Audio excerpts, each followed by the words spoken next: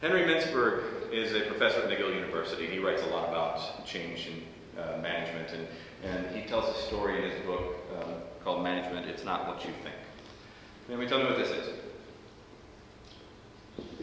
Okay, thank you. Well, it's not a trick question. Actually, that's what it is. It's a space shuttle, okay? Arguably the most advanced technological system of transportation in the history of the world. Pretty impressive, isn't it? These little things on the side of the fuel tank, called solid rocket boosters, SRBs. SRBs are made by the Thiokol Corporation in Utah. The engineers said they would have preferred to actually make them a bit fatter. It would have been more efficient.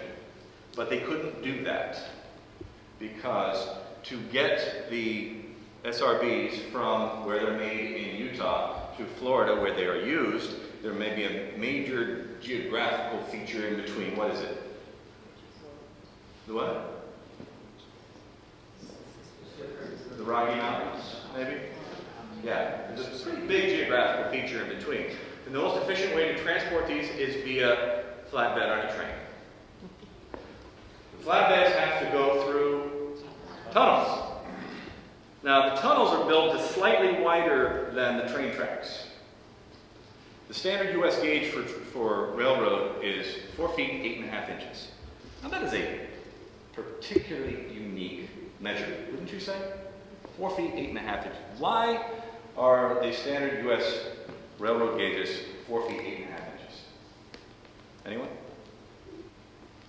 Because the U.S. railroads were first built by English expatriates, and that's the distance that they used. So why did they use them in England? Why did they build them 4 feet 8.5 inches in England? Because that's what the trams used, the pre-railroad tram cars. That's the spacing that they used. Okay, well, why did they use that particular spacing? It's because the people who built the trams were the same people who built the wagons, and they used the same jigs and tools to make the spacing for the wagon wheels. Okay, all right, play with it. Why did they use the spacing that they did for the wagons? Because when they use any other spacing, the wagon wheels would often break when they fell into the ruts on the roads. Who built the first long-distance roads in England and Europe? The Roman Empire for their legions. And when it came time, as any good military organization would do, they standardized. And so they built the same specifications, so the roads were built by and for the Roman legion, so that it could accommodate a Roman war chariot. So the standard U.S. railroad gauge of 4 feet 8.5 inches was actually determined more than 2,000 years ago by the width of 2 horses' asses. So think about your organizations